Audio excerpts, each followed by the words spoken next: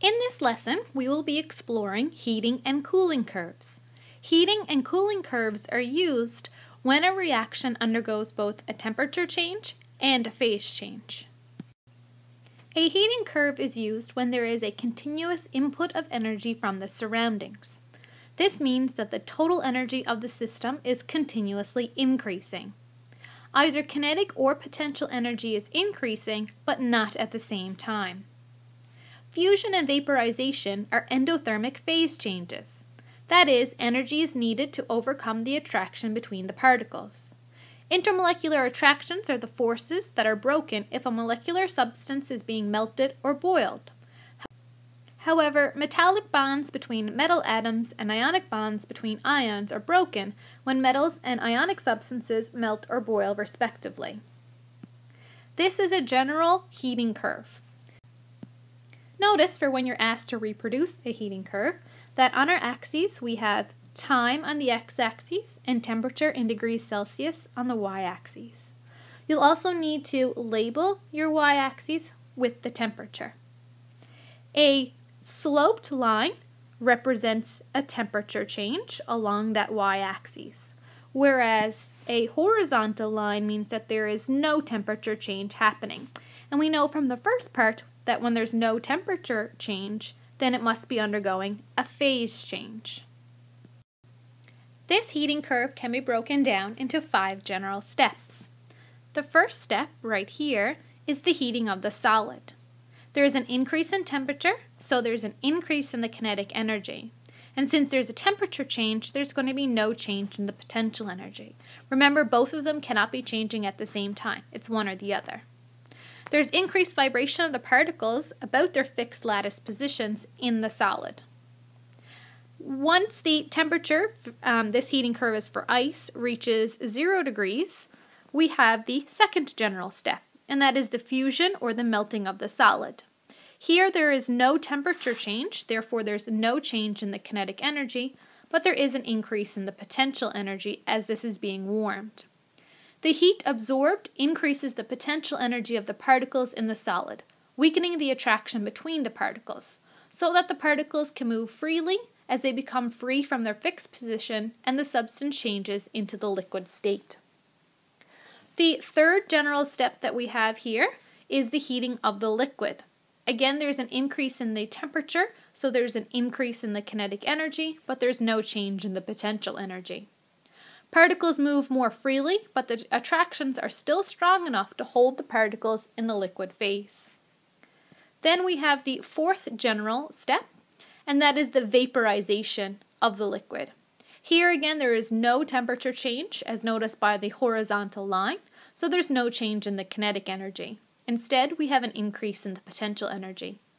Heat is added, and that is used as potential energy to overcome the attractions between the particles as the particles break free and the substance changes to a gas.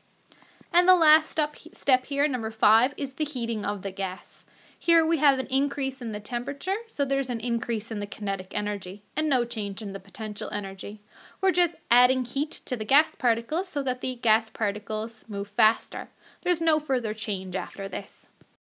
The opposite of a heating curve is a cooling curve, and that's when we're cooling down the temperature. Condensation and solidification are exothermic phase changes. Potential energy is released in the form of heat as intermolecular attractions form between closely approaching molecules. When a liquid metal solidifies, the energy is released as metallic bonds form between the atoms. A cooling curve also has 5 general steps. The first step is the decrease in the temperature and a decrease in the kinetic energy of the particles in gaseous state. There's no change in potential energy. The particles are generally slowing down and they're coming closer together until it reaches 100 degrees Celsius. At 100 degrees Celsius, we have the second general step, which is the condensation of the gas. There's no change in temperature in this step as represented by the horizontal line, so there's no change in the kinetic energy.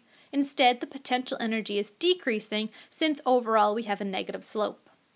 The decreasing potential energy is released as heat, allowing new attractions between the particles to form as the substance changes to the liquid state.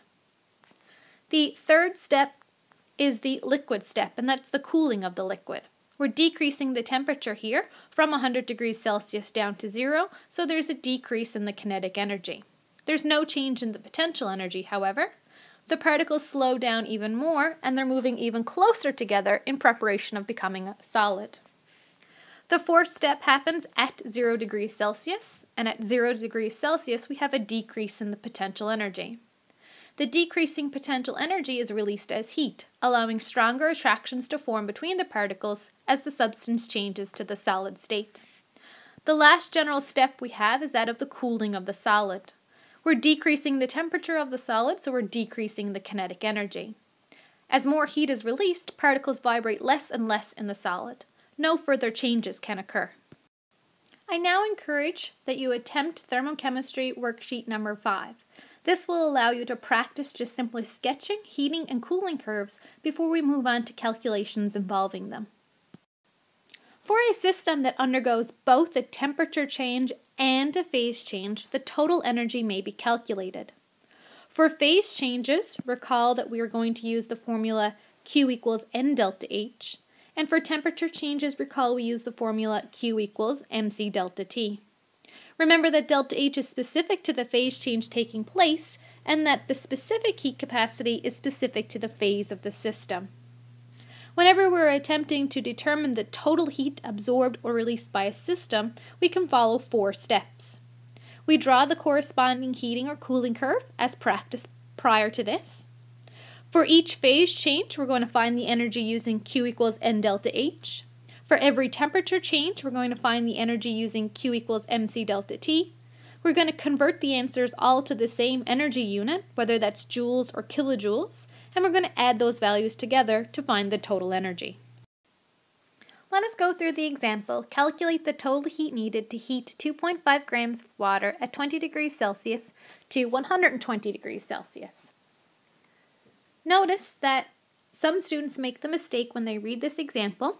They see that we have mass, we have the specific heat capacity of water given to us on our data table, and we have a delta T, 120 minus 20.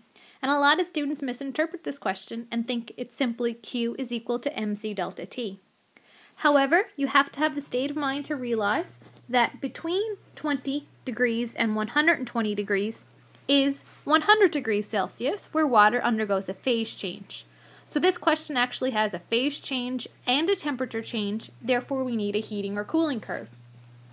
Since the temperature is going from 20 degrees to 120 degrees, we need a heating curve, as you can see I've already drawn out.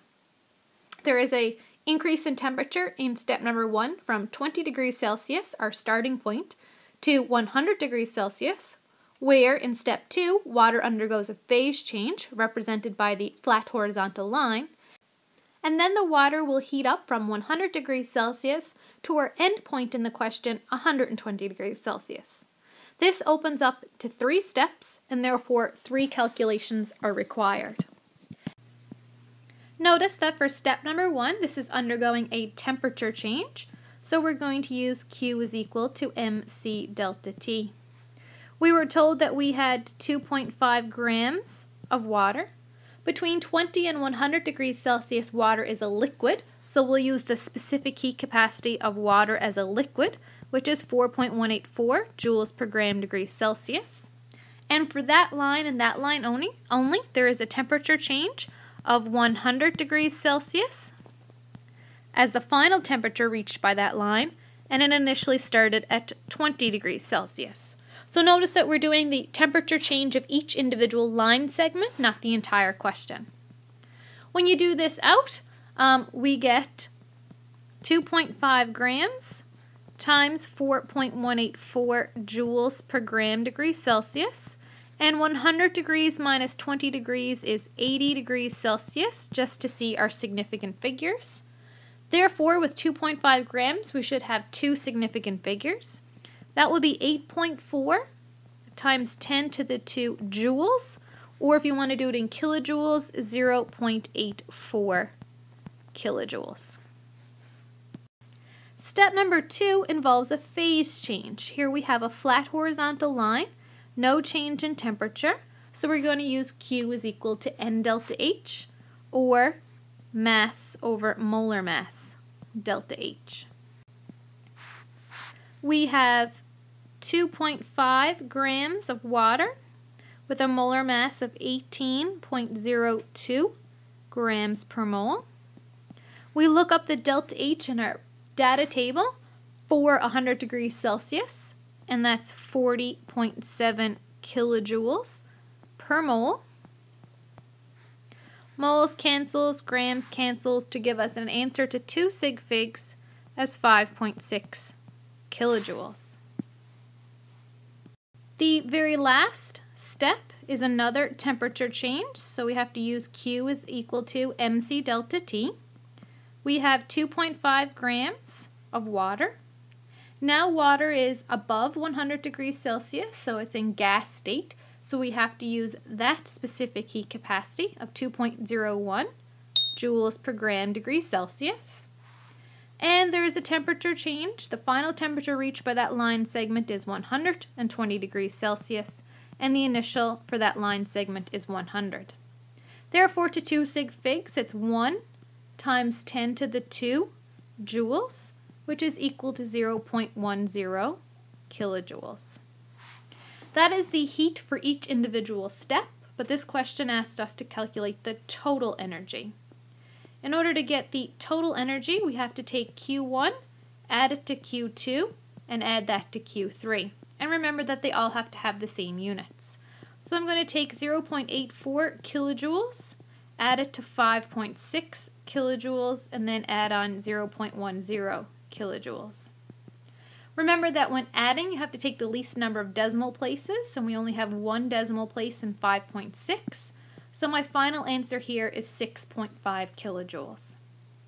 I strongly encourage that you now practice this with thermochemical worksheet number 6, and especially pay attention to each question so that you'll be able to realize in a test situation that you need a heating or cooling curve.